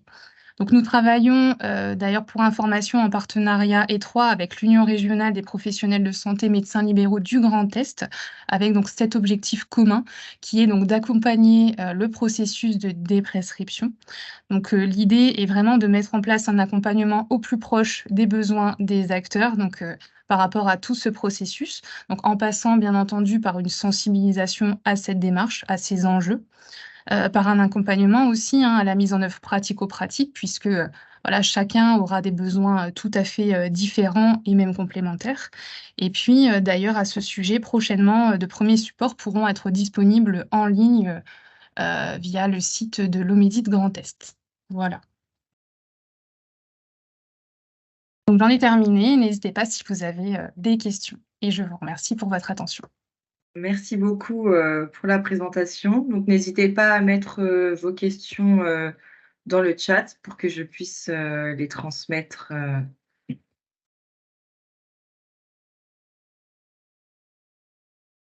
Ça va venir. Est-ce que Oui. je peux intervenir? Oui, bien sûr, allez-y. Oui, si vous voulez entendre, je pense que c'est très important, donc docteur Bastien, cette déprescription. Il y a un élément qui est important, parce que ça, ce n'était pas dans l'habitude des médecins, c'est au moment où on donne un traitement chronique, de dire de façon explicite, c'est utile pour vous à ce moment où je vous le donne. C'est-à-dire d'annoncer aux gens, au moment où on donne un traitement chronique pour le cholestérol, pour la tension, pour le diabète, etc., de dire voilà, c'est un traitement que je vous donne maintenant et on le reverra éventuellement dans X temps. Parce que expliquer à un patient âgé, on va dire 80 ans, qu'on va lui arrêter de lui donner son médicament anti-cholestérol, alors qu'effectivement, à un certain âge, surtout s'il n'y a pas d'autres facteurs de risque, c'est des médicaments qui n'ont aucun intérêt. Mais il va très mal le prendre, puisque 20 ans avant, on lui avait dit qu'il ne faut jamais qu'il l'arrête. Donc, si ça n'a pas été entendu au départ, en disant, voilà, vous avez le traitement, au moment, ce que je disais tout à l'heure, c'est primum non nocere, actuellement, c'est bien de vous traiter parce qu'il y a ça, il y a ça. Et voilà, je pense que c'est un élément qui est important de donner à nos confrères, et en particulier aux internes et aux étudiants, de dire qu'à chaque fois qu'on prescrit quelque chose sur le chronique, de dire que c'est bien pour vous maintenant, et on reverra tout le temps. Et c'est que beaucoup plus facile après de retirer. Sinon, c'est quand même compliqué de dire à quelqu'un je vous arrête votre traitement, alors que le traitement probablement a plus d'intérêt. Voilà, c'est simplement la petite remarque que je voulais faire. Merci. Merci. Donc, on a eu d'autres questions. Combien de médecins sont déjà impliqués dans le grand test? Alors, tout dépend, qu'est-ce que vous entendez par combien de médecins déjà impliqués? Est-ce que ça veut dire médecins qui se sont intéressés à la démarche? Qu'est-ce que vous voulez savoir à ce sujet? Je pense que oui, ces médecins, bah, à la fois, bah, combien de médecins sont intéressés à la démarche et combien sont réellement impliqués dans le sens où ils pratiquent déjà la déprescription. Alors, je peux vous indiquer qu'on a commencé ça en 2022, on a mis en place un appel à volontaires dans notre région, donc en partenariat toujours avec l'URPS des médecins libéraux, pour présenter les premiers outils, les premiers supports et s'assurer du coup qu'ils peuvent avoir un intérêt et puis rentrer en adéquation avec les besoins du terrain. Donc on a eu à peu près 80 médecins, 80 professionnels volontaires. Et donc voilà, ça montre vraiment un intérêt, hein, finalement, pour la démarche. Mais effectivement, comme le disait, en complément docteur Bastien, il y a tout un circuit, tout un parcours à investiguer puisque voilà, on va avoir des professionnels qui sont déjà intéressés par la démarche, d'autres qui vont être tout à fait novices. Donc voilà, il faut vraiment, travailler aux différents aspects, pour faire en sorte que cette démarche, voilà, prenne, son envol. Merci. Et y a-t-il des expérimentations de ce type sur d'autres territoires? Alors, pas à ma connaissance. En tout cas, au niveau de l'Omédie de Grand Est, l'originalité du sujet, c'est qu'on explore l'ensemble des éléments qui peuvent entrer en jeu, l'ensemble des facteurs, des composantes. Donc, j'en ai parlé, tout ce qui est socio-anthropologie, sciences comportementales. En fait, il y a déjà des travaux qui existent, hein. On l'a mentionné aussi avec le Réseau canadien pour la déprescription. Voilà, il existe déjà des algorithmes, par exemple, des stratégies de réduction progressive. Donc voilà, il y a certains aspects qui sont déjà investigués, mais nous, vraiment, notre plus-value, c'est d'essayer d'englober tout ce qui peut entrer en considération dans cette démarche de prescription. Voilà. Merci beaucoup pour la présentation et pour la réponse aux questions. Donc, on va passer à la suite avec des solutions d'élimination, cette fois des résidus médicamenteux. Et je laisse la parole du coup à David Constantini pour vous présenter Medix. Ok, parfait. Merci beaucoup, Mélanie. Je Bonjour t'invite à à... prendre le contrôle du coup de la présentation en haut à gauche sur le bouton contrôler. Je pense que ça devrait le faire. Oui, voilà. Top. Merci beaucoup. Bonjour à chacune et chacun tout d'abord. Donc, je m'appelle David Costantini. Je travaille pour le groupe John Cockerill. Je suis en charge de développement de projets au niveau technologique, mais aussi au niveau de déploiement des technologies dans des applications concrètes en lien avec des besoins clients.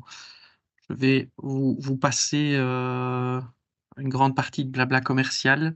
Il me semblait quand même important de resituer le groupe John Cockerill de manière générale, ses activités, son périmètre.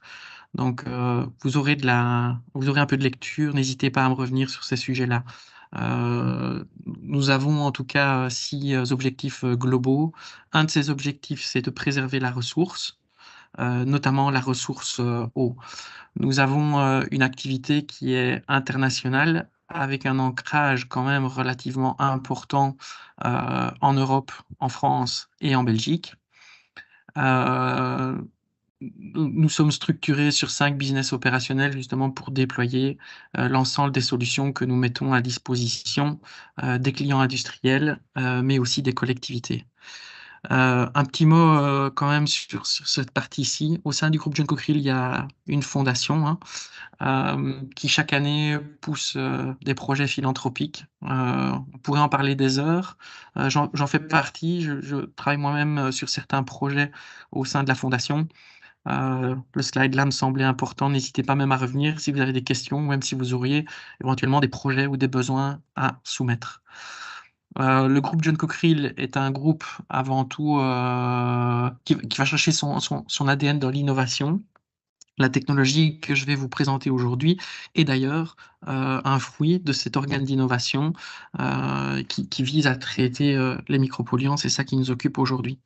À savoir qu'au niveau du traitement d'eau, très rapidement, on a d'abord toute une série de clients qui sont plutôt des acteurs publics, où nous allons traiter de l'eau potable, enfin du traitement et de la distribution. On a toute une activité autour des infrastructures liées à l'eau, du pompage, du relevage, du démergement, de l'épuration d'eau urbaine, et puis tout un axe plutôt industriel. L'offre est toujours basée sur 3 axes qui sont relativement importants pour nous. Donc, ce sont des projets sur mesure, clés en main si le client le souhaite. Donc, des solutions design and build qui sont déployées chez le client et particularisées en fonction des contraintes et en fonction des besoins. Notamment dans le secteur hospitalier ou dans le secteur de soins, on rencontre des contraintes qui sont assez spécifiques par rapport à certains flux d'eau que l'on doit appréhender, ou par exemple par rapport à certaines contraintes d'espace disponible ou d'intégration dans un environnement parfois urbain. On a la possibilité de pouvoir prester toute une gamme de services divers et variés qui permettent d'accompagner le client une fois que les installations sont mises en route. Le business de nos clients en général, ce n'est pas de faire du traitement d'eau, donc ils aiment se décharger de cette tâche. Et j'ai parlé de la technologie, ou en tout cas de tout ce qui était axe recherche et développement. Vous en avez mis le minimum sur le groupe. Encore une fois, je l'ai annoncé en début d'exposé. N'hésitez pas à me revenir par la suite dans le chat, les questions, ou même par mail, il y aura mes coordonnées si vous avez des questions supplémentaires par rapport à d'autres besoins. Je suis ici aujourd'hui invité pour vous parler de Medix. Donc Medix, c'est une solution de traitement de micropolluants, notamment d'origine pharmaceutique, dans les effluents, donc dans les eaux usées. C'est une technologie qui est différenciante par rapport à ce qu'il existe aujourd'hui sur le marché, où on va plutôt aller chercher historiquement aujourd'hui des technologies où on va oxyder la pollution et puis on va la fixer sur des masses. On a développé et mis au point un dispositif qui va dégrader cette pollution, pourtant pour une certaine partie assez réfractaire, mais donc on va dégrader cette pollution de manière biologique. Quelques indicateurs ici, mais donc avec les sources qui sont indiquées, on se rend compte quand même, je pense que vous le savez aussi, et bien mieux que moi-même d'ailleurs, une grande partie des molécules qui sont ingérées en fonction de plein de conditions et paramètres ne sont pas métabolisées par l'organisme, mais excrétées par le patient en l'état. Un petit rappel aussi sur la micropollution. Donc la micropollution, c'est des pollutions présentes en très petite quantité, mais qui vont avoir un impact relativement important sur l'écosystème principalement, avec des conséquences qui sont aujourd'hui largement identifiées au travers de beaucoup d'études et de travaux. réalisés notamment par des organismes indépendants. L'avantage de Medix, je vous disais, donc c'est un traitement basé sur une dégradation biologique où on élimine l'utilisation d'agents chimiques. Ça nous donne quelques avantages par rapport à la solution qu'on a développée. Donc on a des performances, on le verra un peu plus haut, même si ici on a déjà un indicateur, on a des performances d'abattement d'abord de la macropollution, donc la pollution organique traditionnelle, mais aussi de la micropollution qui est relativement élevée. On est basé sur un procédé biologique. On a une consommation d'énergie qui est basse en comparaison justement à des dispositifs qui utilisent l'oxydation avancée. C'est une installation qui peut être conçue de manière assez modulaire et donc prévue pour pouvoir s'intégrer dans des environnements qui potentiellement sont complexes en termes de disponibilité de l'espace. Oui, voilà, je vous l'annonçais. Donc, on a un abattement sur la micropollution qui est relativement important. Vous les verrez un peu plus tard, les micropolluants que nous avons étudiés, listés, suivis, qui ne sont pas des micropolluants sélectionnés au hasard, mais qui sont issus d'une liste de surveillance, d'une watchlist qui avait été produite par les autorités européennes en première instance en 2013 et qui a évolué au fur et à mesure du temps.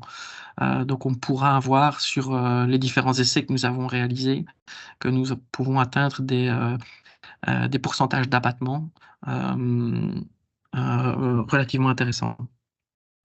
Des solutions sur mesure et des solutions clés en main. Je vous en ai parlé. Le principe de fonctionnement. Donc ici, on ne va pas rentrer dans le détail du process, mais c'est simplement pour vous donner une idée de comment Medix fonctionne. Donc on a plusieurs étapes de traitement, 4 étapes clés identifiées. On a un pré-traitement qui est relativement commun à l'ensemble des systèmes. Je vois qu'il y a des questions qui arrivent, mais j'y répondrai tout à la fin. Donc, on a des questions un pré-traitement qui est relativement commun au système d'épuration. On a une première digestion biologique qui va avoir pour fonction de dégrader la grande partie de la macropollution et qui va commencer la dégradation de la micropollution. On va séparer justement cette boue activée au travers d'un dispositif que l'on appelle MBR, donc c'est Membrane Bioreactor. Ce sont des membranes d'ultrafiltration immergées avec un seuil de coupure qui est relativement bas. On va derrière aller servir d'une étape de charbon actif, non pas en absorption de la pollution, mais en adsorption. L'idée, c'est d'avoir un support bactérien pour pouvoir héberger des colonies de bactéries qui nous intéressent, qui vont pouvoir aller terminer la dégradation des micropolluants qui n'auraient pas été réalisés dans le premier réacteur biologique ou qui n'auraient pas été coupés par la barrière physique qu'offre la membrane d'ultrafiltration. On parlait des avantages, mais c'est en lien avec ce que je vous présentais tout à l'heure. Donc, on a une consommation d'énergie qui est relativement limitée. Aujourd'hui, plus que jamais, ça a une importance pour les collectivités, pour les acteurs industriels. On a un impact carbone qui est relativement limité. On a aussi réalisé des études d'analyse de cycle de vie sur nos équipements. C'est assez intéressant. Enfin, c'est des informations aussi qu'on peut partager. Donc, on limite la production d'autres résidus, des sous-coproduits d'oxydation avancée, forcément. Complete degradation, absence de concentrat. Oui. Donc, on a une membrane d'ultrafiltration qui ne fonctionne pas en tangentiel, mais en frontal. Donc, ça limite la production de concentrat, ou en tout cas d'eau chargée en polluants. Ici, on a quelques images. Donc, en fait, je pense que c'est intéressant de rappeler qu'un pilote est toujours aussi en service et facilement visitable. il est aujourd'hui installé en Belgique, dans un hôpital en Brabant wallon, un hôpital universitaire. Un hôpital avec lequel nous collaborons parce que nous continuons à faire fonctionner le pilote d'abord à des fins commerciales, mais aussi toujours en termes de recherche et développement ou en fonction de l'actualité, en fonction des besoins, en fonction de certaines préoccupations même qui émergent des hôpitaux, des partenaires universitaires, nous pouvons encore continuer à développer la solution. Quelques exemples. Donc ici, c'est vrai que, enfin, sur mon écran, en tout cas, c'est tout petit, mais ce qu'on peut voir, c'est que je vous parlais de l'abattement sur la macropollution. Donc, avec notre dispositif, on va chercher plus de 90% d'abattement entre l'eau d'entrée forcément et l'eau de sortie, avec un abattement sur la micropollution globale moyen à 95%, qui prend en compte l'aspect quantitatif aussi. Je pense que c'est important de le mentionner. On a certaines familles, j'avoue c'est trop petit sur mon écran, je ne peux pas voir, mais donc on a différentes familles de molécules qui ont été suivies. On a des anti-inflammatoires, on a certaines hormones, on a des agents de contraste, etc. Avec grand plaisir pour pouvoir partager là-dessus. Ici, si je vois bien, donc on a fait plusieurs tests, hein. Ça, c'était les tests et résultats d'un premier hôpital. L'idée, ça a été de valider les performances de l'équipement sur différents flux avec les propriétés qui étaient en lien avec les activités des institutions sur lesquelles nous étions installés. Donc ça, ce sont les résultats qui sont en lien avec un hôpital en région liégeoise. Et ça, ce sont les résultats qui sont en lien avec l'hôpital en Brabant wallon, donc une autre région, et un hôpital aussi qui a des spécificités et des services différents. Pour vous donner quelques idées d'intégration, donc ça, c'est des projets qui ont été développés, par exemple, où on déploie des maquettes 3D, où on a la possibilité, en fonction des contraintes en place. Ça, ce sont des installations, par exemple, qui ont les mêmes capacités de traitement. Si on prend les deux vues du haut, c'est la même installation, mais dans des vues qui sont différentes. Si on prend les deux vues du bas, c'est une installation donc capacité de traitement équivalente, autant en charge qu'en débit, mais simplement avec une intégration qui est complètement différente. On peut voir que la partie électromécanique dans des bâtiments est relativement limitée. Par contre, on a essayé de maximiser toute la partie qui était sous le niveau du sol fini. Je pense que c'est important de le mentionner aussi. Donc, je vous ai parlé de la volonté du groupe John Cochrane de continuer à innover et de développer des produits. Ce projet de développement, hein, qui a commencé maintenant en 2013 et qui est commercialisable depuis 2020, c'était un projet de développement qui a été poussé avec différents acteurs et qui a été aussi soutenu en partie financièrement notamment par la région wallonne, donc la région dans laquelle nous sommes implantés. Voilà, donc pour ma part, il me reste encore un slide de remerciement avec mes coordonnées. Donc si vous avez besoin de questions supplémentaires, n'hésitez pas à revenir là-dessus. Et puis j'ai vu qu'il y a eu pas mal de questions dans le chat. Voilà, Mélanie, je vois que tu reviens. Oui, oui, merci David pour la présentation. Du coup, je vais te lire les questions. Est-ce que vous travaillez sur les PFAS du coup? On travaille sur les PFAS, oui, tout à fait. C'est une problématique, je ne sais pas si vous suivez l'actualité dans notre région, c'est une problématique qui a fait grand bruit les dernières semaines, notamment sur des distributions d'eau potable, alors moins sur les rejets, mais c'est une problématique sur laquelle nous travaillons. Différentes technologies existent. Medix a aussi un pouvoir d'abattement sur les PFAS, hein, ça c'est certain, bien que souvent et fréquemment, on aime utiliser pour le traitement des PFAS sur l'eau usée du charbon actif en absorbant. Ici, comme je le disais, le charbon actif n'est pas considéré comme un consommable, donc comme une masse qui va se saturer. Maintenant, on a une barrière physique qui est l'ultrafiltration avec un seuil de coupure qui est relativement bas. Et une partie de ces éléments qui sont déjà retenus là est aussi emprisonnée dans les boues d'épuration. Donc oui, donc au-delà de Medix, c'est des problématiques sur lesquelles nous travaillons aussi, en lien par exemple avec les acteurs de distribution et de potabilisation d'eau sur nos territoires. L'intelligence artificielle peut être au service de la Ça, pharmacie clinique. c'était pas pour, c'était par Ok. rapport à la dispress alors les familles chimiques de médicaments sont très vastes. L'abattement doit être différent selon les molécules.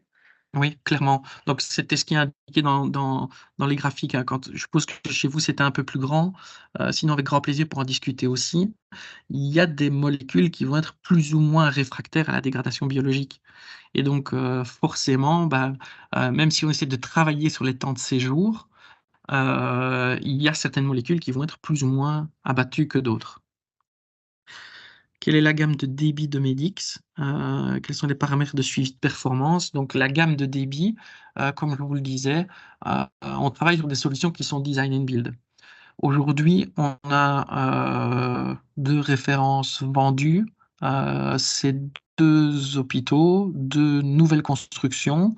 On est pour un sur 400 lits, pour l'autre sur 625 lits. On a développé aussi des concepts où il y a des offres qui sont en cours pour des institutions qui sont beaucoup plus petites, de l'ordre de 100, 150 lits. À partir de ce moment-là, ça peut déjà être intéressant. On a aussi des projets, et c'est le cas d'un des hôpitaux, on a aussi des projets qui peuvent parfois être mixtes, où on a un hôpital qui décide de prendre ses rejets en charge d'une manière différente, et par exemple des eaux usées urbaines qui peuvent être collectées à proximité. Et donc on peut avoir un mixte d'influents à l'entrée de Medix, ce qui permet aussi d'arriver avec des montages financiers et opérationnels qui sont relativement favorables pour les hôpitaux, parce que ça veut dire que la charge CAPEX est prise en charge en partie par l'hôpital et en partie par la collectivité, et puis la charge opérationnelle souvent est prise en charge par l'intercommunal qui va prendre l'exploitation de cette installation, tant au niveau des ressources, des astreintes, que même de la partie financière, en partie en tout cas. Quid des métabolites, des molécules actives? Alors là, ça dépasse mon champ de compétences. Je n'ai pas de problème à l'avouer. Je prends la question par contre et je reviendrai dessus. Quid des molécules peu ou pas biodégradables? Ben, il existe toujours cette solution-là. Donc, comme je vous disais, les molécules qui ne sont pas biodégradables, mais qui vont avoir une taille supérieure au seuil de coupure de la membrane d'ultrafiltration, resteront dans le dispositif. Elles seront évacuées avec des bouts d'épuration qui, à un moment donné, sont envoyés en valorisation énergétique, donc en incinération. Pour les autres molécules qui ne sont peu ou pas biodégradables et qui ont une taille qui est inférieure au seuil de coupure de l'ultrafiltration, malheureusement, elles traversent le dispositif. C'est l'histoire de certains polluants éternels. Quelles sont les contraintes d'exploitation de la membrane, fréquence de nettoyage? Alors, les membranes sont des équipements qu'on utilise assez fréquemment en épuration, parce qu'elles ont plein d'avantages. Elles ont aussi des inconvénients. On les maîtrise très bien, on est habitué à travailler avec des membranes sur des effluents industriels qui potentiellement ont des volumes très réduits, des charges très importantes et des fluctuations importantes. Dans le cadre d'un hôpital, on n'est pas du tout dans ce genre d'eau à traiter. Ce sont des eaux qui vont être plus ou moins stables ou au minimum des eaux sur lesquelles on peut constater une certaine récurrence. Donc ça va faciliter l'appréhension de ces eaux-là. Ça veut dire aussi que ça va limiter l'encrassement qui va pouvoir se déposer sur les membranes. Après, en routine ou même en curatif, le dispositif est équipé d'un système de nettoyage. Ça veut dire que potentiellement, on va avoir 2 types de dépôts qui vont pouvoir aller se déposer sur la surface de la membrane. On va pouvoir avoir un dépôt qui va plutôt être organique, ou un dépôt qui va plutôt être minéral. Et donc, en fonction de la pollution, on va aller chercher des agents de nettoyage qui vont être adaptés simplement à la pollution et au dépôt qui se sera fait sur la surface de la membrane. Et les fréquences, forcément, elles sont dépendantes de la charge entrante. Mais sur ces dispositifs, comme je vous le disais, ils restent quand même relativement peu sollicités par rapport à des installations industrielles. Donc oui, on va avoir des nettoyages préventifs qui vont peut-être être de l'ordre d'une fois par semaine, et puis on va peut-être avoir un nettoyage annuel curatif, avec des eaux de toute manière qui vont être reconduites en tête de station d'épuration. Donc, on ne génère pas un déchet supplémentaire qu'il va falloir évacuer, qui va générer un coût, simplement on le remet en tête du système. Les résultats sur les taux d'abattement ont-ils été publiés?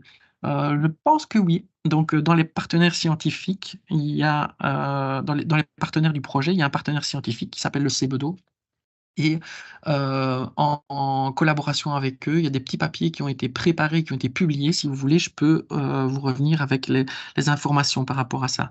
À savoir que Medix, c'est une marque déposée, ça c'est relativement simple, mais c'est aussi un process qui est breveté. Donc on a un brevet qui court sur l'Europe et sur l'Amérique du Nord pour la technologie. Donc voilà. Il y a juste une dernière question. Je vois l'eau traitée Ah oui, issue de j'avais pas Medix vu. a une qualité pour rejet vers le milieu naturel, rivière. Oui, donc en fait, ça à chaque fois, ça va être avec grand plaisir pour les faces. Donc une qualité une qualité pour rejet vers le milieu naturel. Oui. Maintenant, parce que forcément, on a quasi plus de macropollution. Vous vous doutez bien qu'avec le seuil de coupure mécanique, on n'a plus de matière en suspension. On a d'autres paramètres qui peuvent être azote, phosphore, etc., ou polluants un peu particuliers, qui peuvent parfois être réglementés par un permis. J'ai envie de dire que l'idée, c'est de le comparer avec le permis qui a été délivré par les autorités. Mais dans la grande majorité des cas, oui, on va passer. C'est vrai que là, je ne l'ai pas dit dans la présentation, mais ce que l'on fait aussi aujourd'hui, c'est que derrière l'ultrafiltration, on a une qualité d'eau qui est déjà relativement intéressante pour être récupérée. Donc sur les projets qui ont été déployés, on a prévu de récupérer une partie de cette eau. Donc on n'a pas prévu de travailler sur la salinité de l'eau, donc on ne va pas osmoser, ce qu'on fait parfois dans certaines applications. Mais ici, simplement, on aura un stockage avec un petit dosage d'oxydant qui va permettre de pouvoir maintenir le développement biologique sous contrôle. Donc oui, on peut récupérer cette eau en tout cas. 80% des médicaments sont prescrits en ville si leur indice PP, le traitement ultérieur résiduel, oui. Pour quel usage le REUT? Donc c'est ce que moi j'ai appelé le reuse, mais c'est vrai qu'en France on a plutôt tendance à dire le REUT. Le REUT, c'est une grande discussion. Les autorités européennes tentent à essayer d'amener une réglementation qui serait plutôt globale. Ils ont déjà produit certaines spécifications en lien avec certaines applications. C'est des applications assez low profile, de l'arrosage, de l'irrigation. On n'est pas encore sur de la réutilisation d'eau pour de la potabilisation. Ça se fait, on le fait, mais on le fait plutôt sur des sites privés, où alors là, les questions de qualité et d'agrégation et d'autorisation se font avec des organismes de contrôle qui sont plutôt liés à certaines activités. Par exemple, dans l'agroalimentaire, sur nos territoires, ça va être l'ARSCA. Par exemple, dans le pharma, ça va plutôt être la FDA. Donc, ce sont plutôt des organismes de contrôle internes qui vont pouvoir le permettre. Je vais vous laisser. Je me permets de partager un survie global sur le sujet micropolluants santé. Ok, parfait. Merci beaucoup, David, pour cette présentation. On va passer à une dernière présentation qui est une autre solution d'élimination des résidus médicamenteux. Donc là, je vais laisser la parole du coup à Treewater pour cette présentation, donc à Jocelyn Taravel et Bruno Seda. Donc vous pouvez prendre le contrôle de la présentation. Parfait. Merci beaucoup Mélanie. Je vais commencer dans un premier temps par me présenter Treewater rapidement. Ensuite, je laisserai la suite à Bruno qui rentrera plus dans les détails techniques et de ce qu'on peut faire notamment pour les collectivités. Voilà, donc Treewater en quelques mots, donc on est une société de traitement des effluents, principalement orientée au niveau de l'industrie, mais on va pouvoir faire d'autres choses au niveau des collectivités, c'est ce que Bruno vous présentera. Pour ma part, moi je m'occupe du développement de la société au niveau national pour l'instant. Et nos activités vont pas être seulement cantonnées aux services et industries et aux stations de traitement des effluents. On va avoir également une grosse partie de projets R&D, notamment au niveau européen, dont le but est d'industrialiser et de stabiliser les process de demain, en tout cas pour les problématiques de demain, ou à plus court terme, notamment comme sur les problématiques de PFAS qu'on peut retrouver actuellement. Si je rentre dans le vif du sujet, ce que l'on va faire, c'est ce qu'on va appeler du coup des procédés d'oxydation avancée. Ce sont des procédés dits destructifs qui ne vont donc ne pas générer de boue. Et celui qu'on a le plus commercialisé, avec lequel on a le plus travaillé, c'est ce qu'on va appeler du coup l'UVH de O2. L'idée, c'est qu'avec la combinaison des rayons ultraviolets et du peroxyde d'hydrogène, on va pouvoir créer ce qu'on appelle des radicaux hydroxyles qui vont venir oxyder les particules de pollution présentes dans les effluents. Les applications types ça va être les suivantes. On va pouvoir abattre la DCO, on va pouvoir augmenter la biodégradabilité de certaines molécules. Et puis, si l'industriel en émet le souhait, on pourra faire des projets de reuse ou de reuse pour ces personnes afin de faire des économies d'eau. Je ne vais pas vous faire la liste de tout ce que l'on peut traiter, mais de manière générale, ces procédés d'oxydation avancée fonctionnent bien sur tout ce qui va être molécules organiques et notamment tout ce qui va être produits pharmaceutiques, puisque c'était un petit peu le thème du jour. L'un des gros avantages de ces procédés d'oxydation avancée, c'est qu'ils vont être plutôt compacts et on va pouvoir se placer à différents endroits de la chaîne de traitement, si je puis dire. On pourrait être soit directement à la source du polluant pour abaisser les coûts de dépollution. On peut être en amont d'un système d'assainissement collectif pour respecter les conventions de rejet de la STEP. On pourra se situer en aval de ce type de système-là pour respecter un arrêté préfectoral pour un rejet en milieu naturel. On pourra également être aussi en remplacement d'un traitement hors site, donc brûler ces effluents qui sont des choses assez coûteuses, en tout cas à l'heure actuelle. Je vais te laisser la suite, Bruno, pour entrer directement dans ce qu'on peut faire pour les collectivités. Oui, merci Jocelyn pour l'introduction. Je vais focaliser sur un cas concret pour illustrer l'efficacité des technologies d'oxydation avancée sur l'élimination des micropolluants essentiellement médicamenteux, mais on peut retrouver aussi des pesticides. Donc, pour ma part, je suis le directeur recherche et développement de Triwater et j'ai pour l'historique réalisé une grosse partie de ma thèse sur l'application du VHO2 pour la dégradation de micropolluants sortis de stations d'épuration urbaines, même si Triwater aujourd'hui travaille beaucoup, essentiellement sur les effluents industriels. On a plus d'une dizaine d'années de retour d'expérience sur le traitement des micropolluants par oxydation avancée sur ce type d'effluent. Je voudrais donc l'illustrer par un pilote qu'on a depuis une dizaine d'années sur la station de Versia. C'est une station implantée par l'Implanté de Roseau, traitement biologique, qui a une capacité de traitement de l'ordre de 2100 équivalents habitants et sur lequel on a pu suivre à travers de différentes campagnes et la présence de micropolluants en sortie et en sortie de la station et puis ensuite en sortie du procédé d'oxydation avancée. Alors comme l'a rappelé Jocelyn, l'oxydation avancée, ça permet de produire des radicaux hydroxyles en combinant l'UV et le peroxyde d'hydrogène. Et donc, tout le paramétrage réside dans le fait d'appliquer la bonne dose UV et la bonne dose en concentration de peroxyde d'hydrogène pour atteindre les objectifs de traitement, mais aussi pour réduire les coûts qui sont associés à ce type de traitement.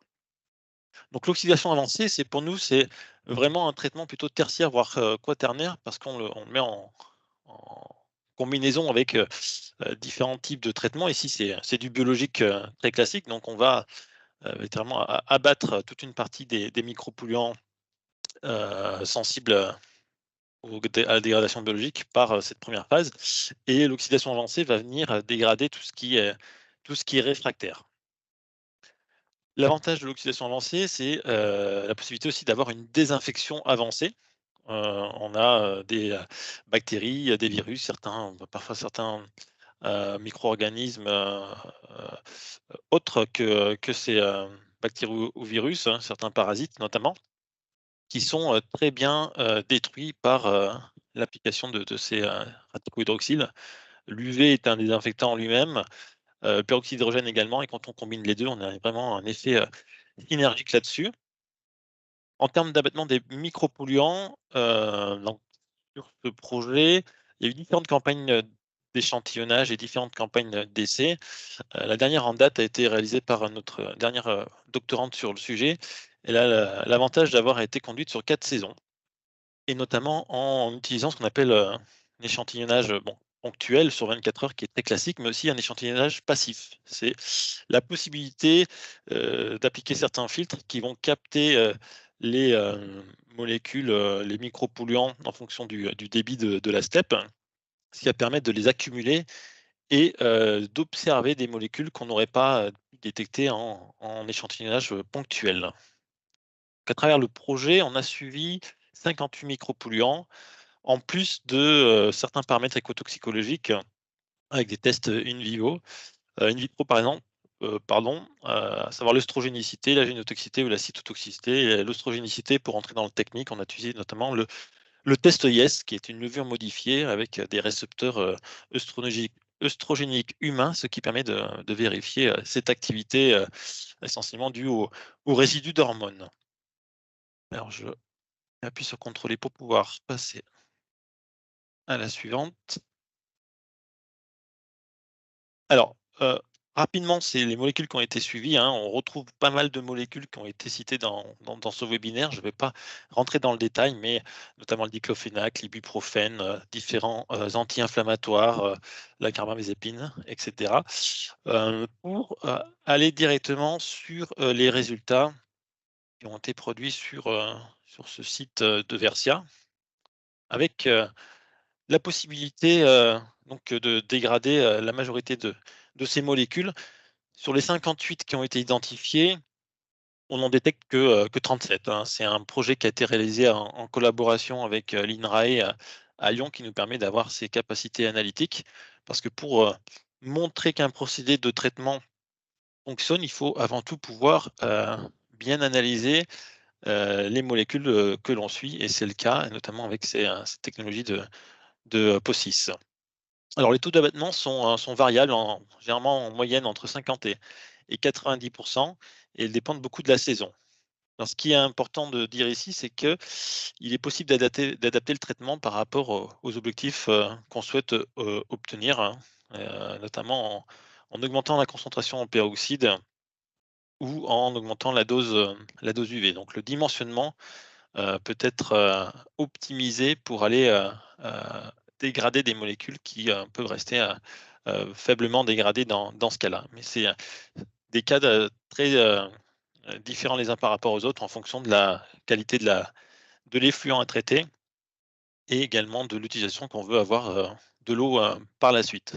Ce qui est très intéressant, c'est que en suivant l'écotoxicité, on s'aperçoit qu'il y a une dégradation complète de l'œstrogénicité, et donc qui met un peu à mal ces théories comme quoi l'oxydation avancée peut produire des sous-produits de dégradation. Certes, ils peuvent en produire, mais on peut les contrôler en optimisant le process.